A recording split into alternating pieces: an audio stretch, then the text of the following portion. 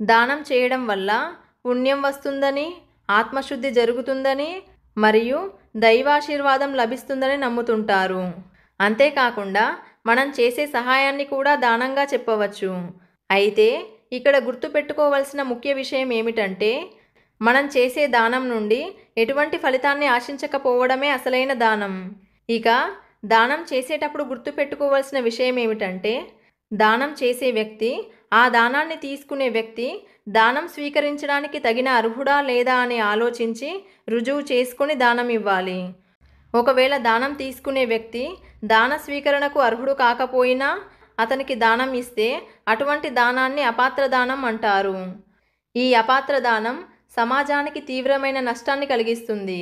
ఎలా అంటే, మనం చేసే దానం దాన్ని తీసుకునే వ్యక్తికి అత్యంత అవసరమై అతనికి ఉపయోగపడేలా ఉండాలి.